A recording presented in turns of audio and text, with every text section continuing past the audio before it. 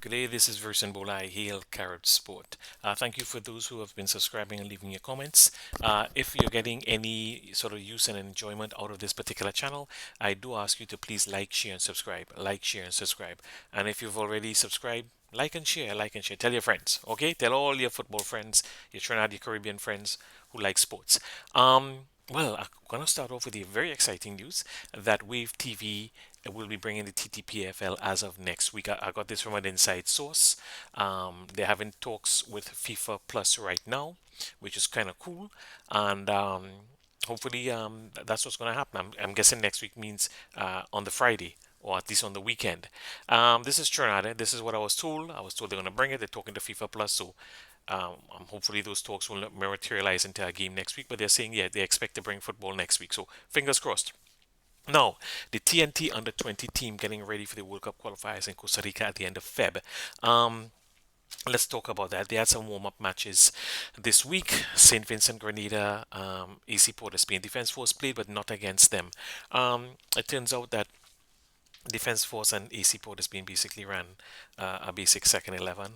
Well, let's talk about it. TNT team played St. Vincent, hammered them 6-0. It's what you result you hope to see when you play a team like St. Vincent if you're Trinidad and Tobago. Okay, shows where we are, where we're supposed to be. We played AC Port of Spain, beat them 5-0. It wasn't really the AC Port of Spain team, it was some second team players and some under 20s combined to give the under 20 some practice. Very glorified practice session. They didn't tell us this ahead of time, probably to market the game. But once you got over that disappointment, um, you realize that, a practice session is a practice session. And at least we got to see it. We got to see what the players look like. I can't blame the coach for this. This man is still cutting down his team to the final 22, final 18. People might say, well, you should have had the team selected by now. We are not Costa Rica and USA. We do not have the resources and organization that they have, and I can't blame the coach for that every time. Remember, he had to deal with the secondary schools league. He had to deal with players flying in over the Christmas holidays. Some of these guys are probably students who, you know, will be leaving what they're doing. I'm assuming one or two university players to come and play. Obviously, and even if not, guys based in the USA, England, or Canada, they gotta fly in.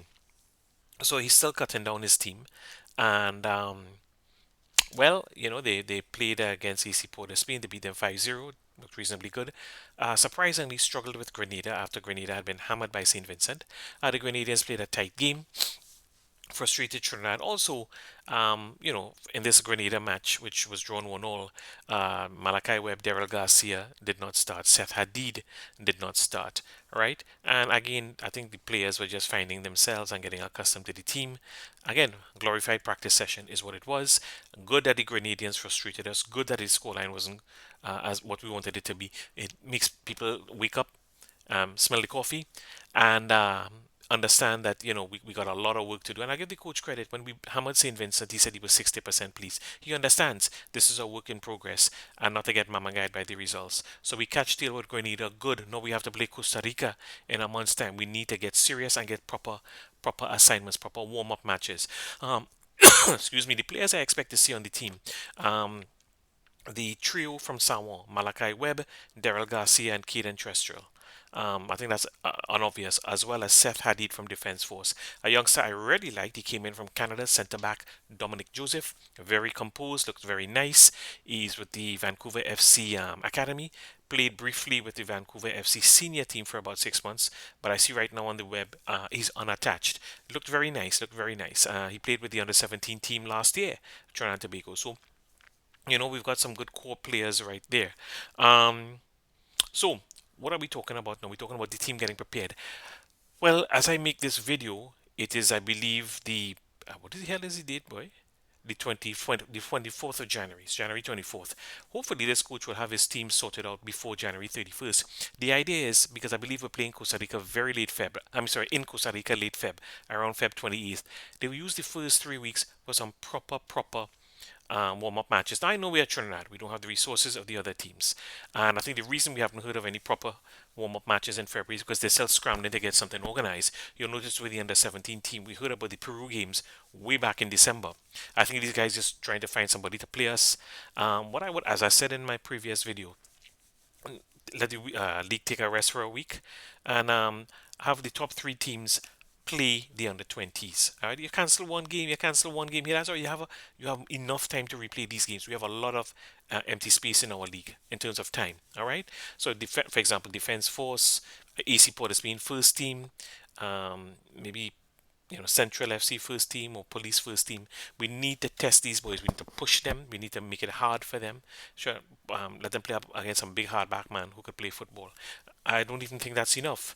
I would have put if it was up to meet the top two teams in the PFL, followed by a PFL All Stars team.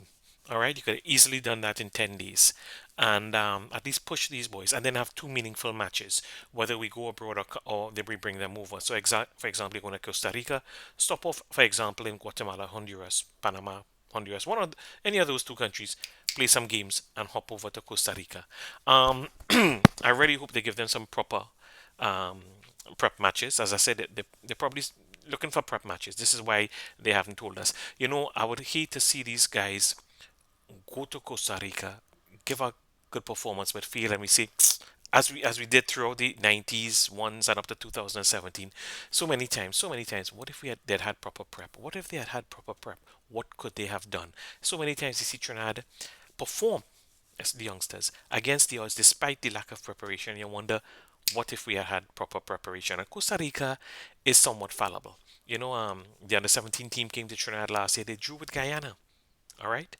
And we gave them a good run despite the 2-0 loss. They scored a penalty late in the first half, another goal late in the second half. We hit the bar. We had some good shots at goal.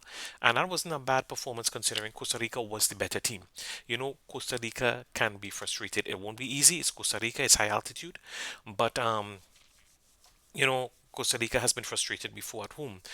Their senior team was 2 goals ahead against Haiti and drew 3-all in a World Cup qualifier. Trinidad and Tobago has given them their fair share of problems at senior level. Costa Rica is not impenetrable or infallible at home. So I wish these boys the best of luck in the prep. As I said in a previous video, no matter what happens, you got Webb, Garcia, Trestrill, Hadid, and now we got Joseph. These guys are the kind of youngsters potential clubs are looking for, and they like to get you young, especially in Europe, because they can mold you, they can develop you. Right now, I'm very high on Trestrill. Distribution was beautiful. They weren't pressing him.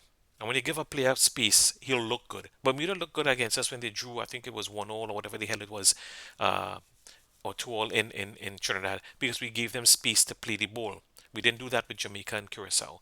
But Terrestrial, despite that, Fatima College, ASI, all right, looking good, looking good.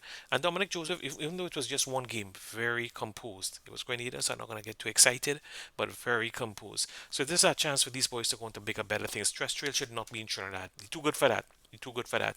Garcia, obviously talented, not looking as good as he did 2 years ago, but I try not to get too excited or disappointed. Let the boy play his football. Malachi Webb is a good, solid player. Even if he doesn't get a top contract abroad, he can easily go to Asia or the Middle East. So that's it. I wish the Trinidad to be going to 20s the best of luck.